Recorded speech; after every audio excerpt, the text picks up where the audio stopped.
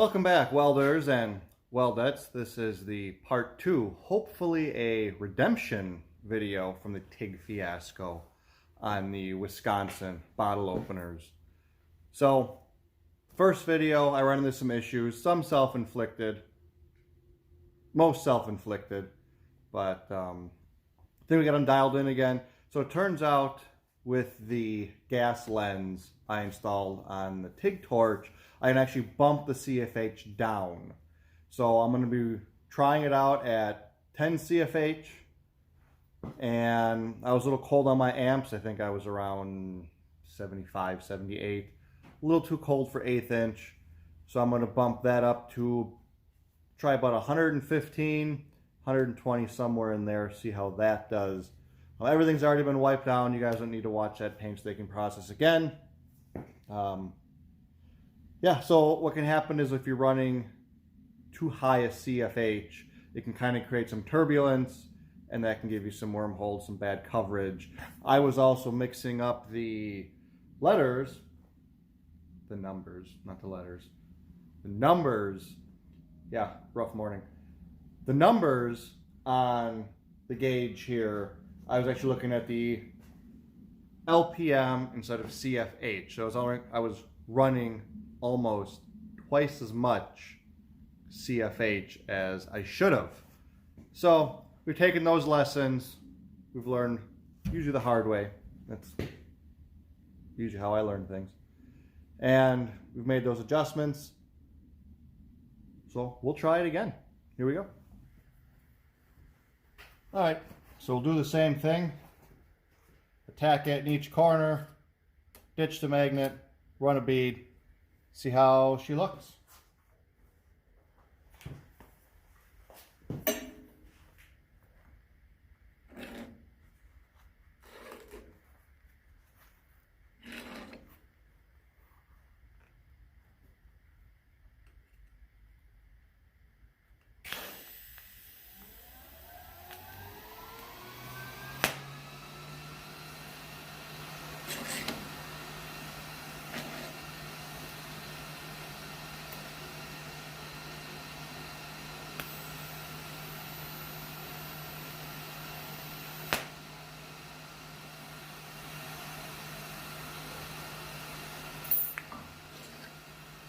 Oh yeah, it's looking a lot better already. And you'll notice, no sparks this time. See? Progress. Progress, progress. Moving forward. Now, I'm actually kneeling right now, because a big thing about quality welds is being comfortable. So I can kneel, I can lean on the table a little bit. Make yourself comfy. As comfortable as you're going to be. Because field welding, you're normally not. Let me bring that up here a little bit. Try to do a few dry runs, unhook the ground, run this past a few times, see what's going to be the best attack angle for what we're trying to achieve. Should clamp that down maybe. Yeah, let's see.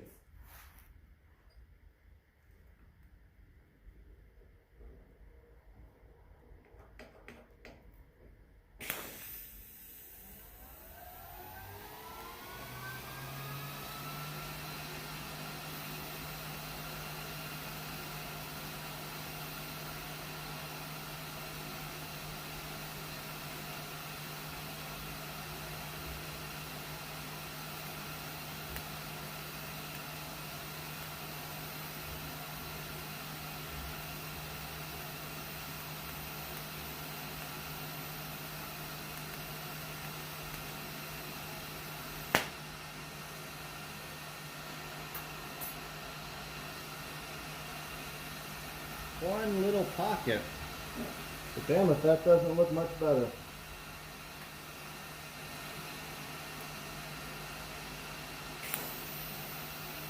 I'm gonna blend that a little bit. Yeah.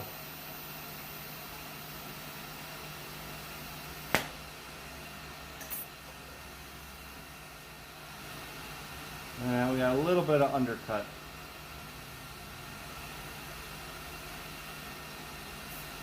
But all in all, okay, let me drop that.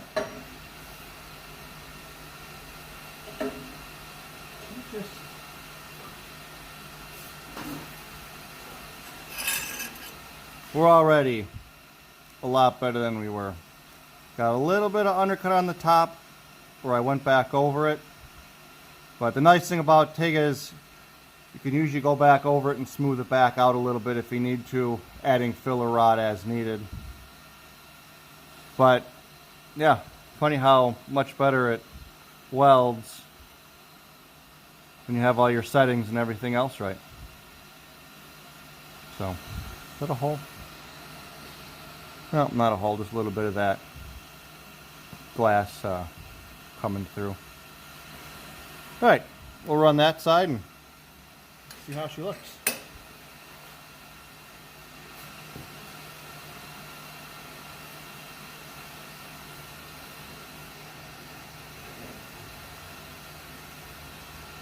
Sure, people are going to ask, that's what I got for stick out. I almost would like a little bit more so it can get down in here, but I think we're making do. Let me know, is that too much? Not enough? Seems to be working for now, so we're just going to go with it.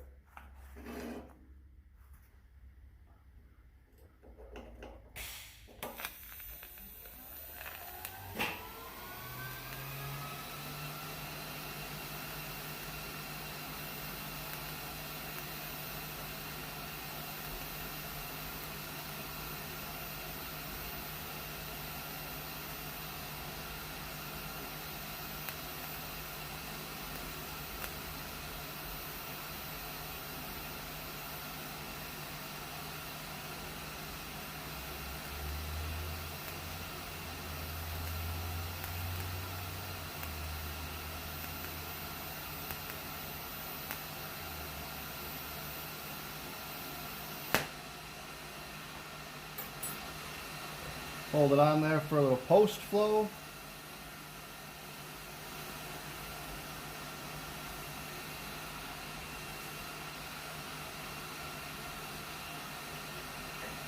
Grab my pliers because this thing is getting pretty warm.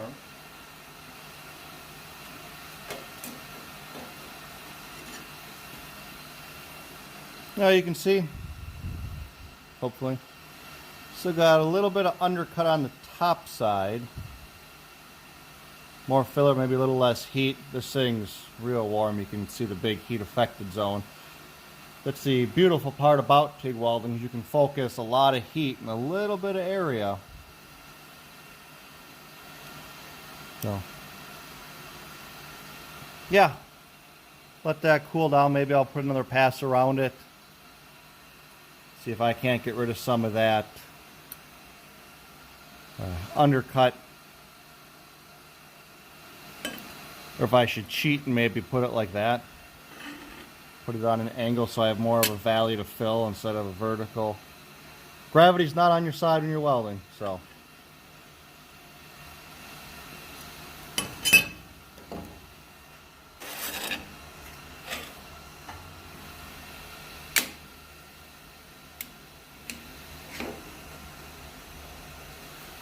strong magnet. Here's our line. Here's our scribe line. Looking pretty centered. All right. Hey, and we're still on our first piece of tungsten. That's a record for me.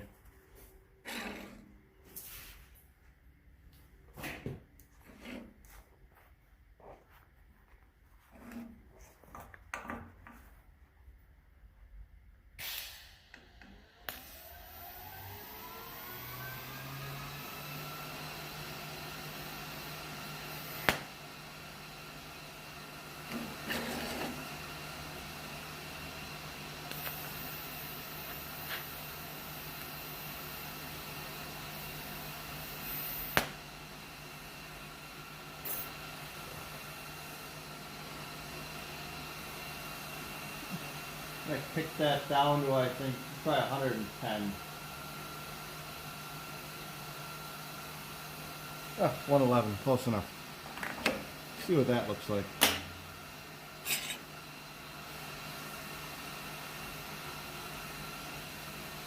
I guess I did dip the tungsten a little bit. I'm going to swap that out. Fresh piece of tungsten. Try that.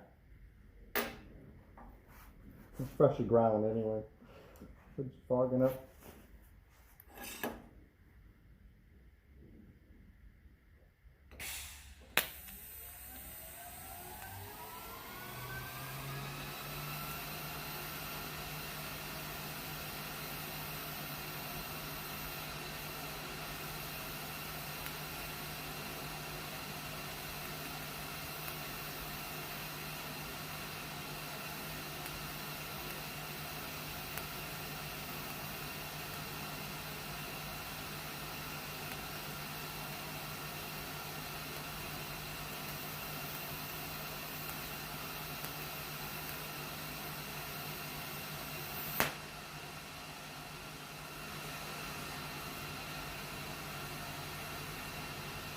Getting better.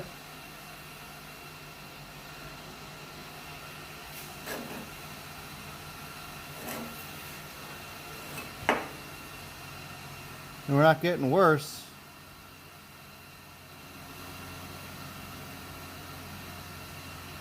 But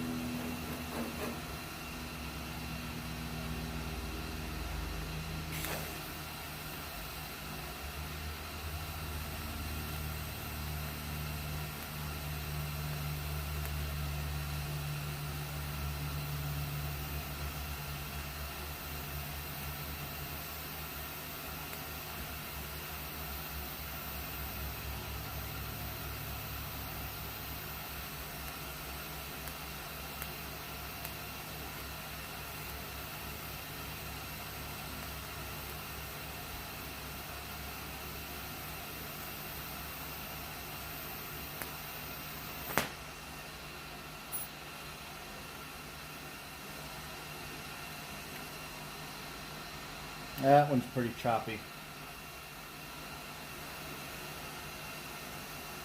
Yeah, more undercut. You can smooth that out a little bit on the bottom.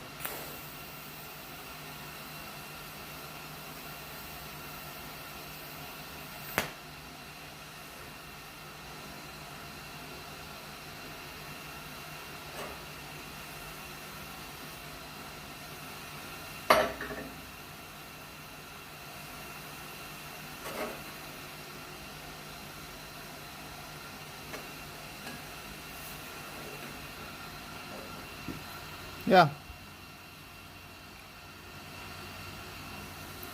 Bottom one looked nicer. I wonder if it's just getting too warm. Knock you guys over. Right. We got one more. Let's see what that looks like.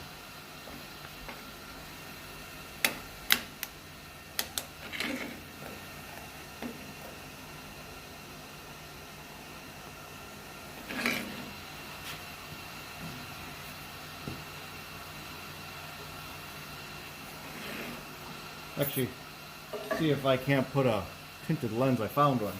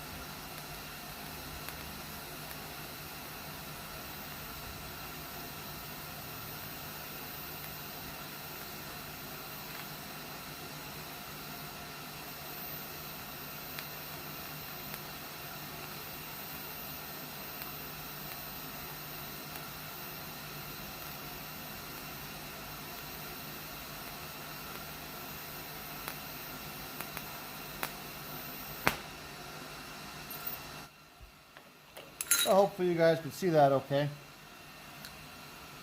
It's the last one. I'll clean them up a little bit. Hit them with a wire wheel that kind of polishes them, and I may go over it again, try to fill in some of that undercut. First one always looks better. I'm guessing it's just getting a little too hot, and I'm moving probably a little too slow then on the back side. But for bottle openers and for practice, it should be, yeah, should be good enough.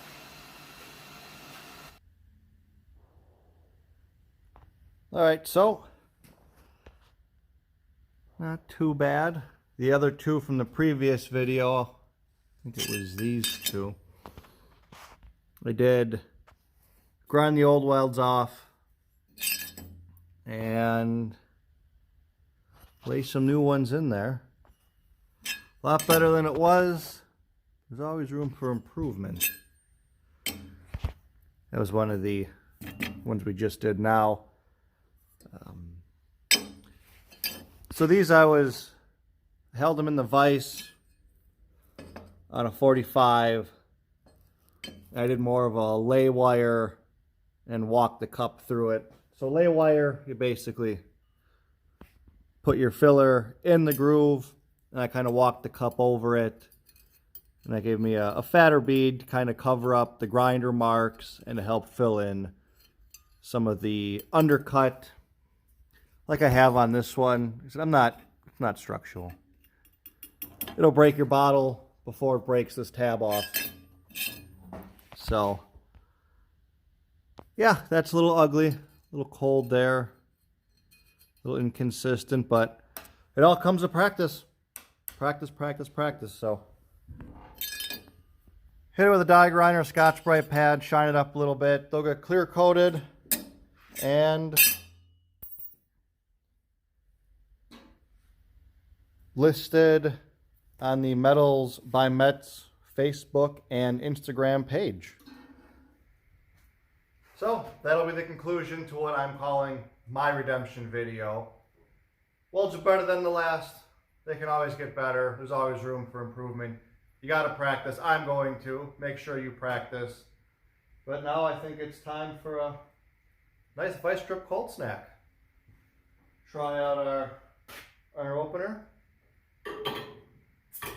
Oh, that's nice. Cheers.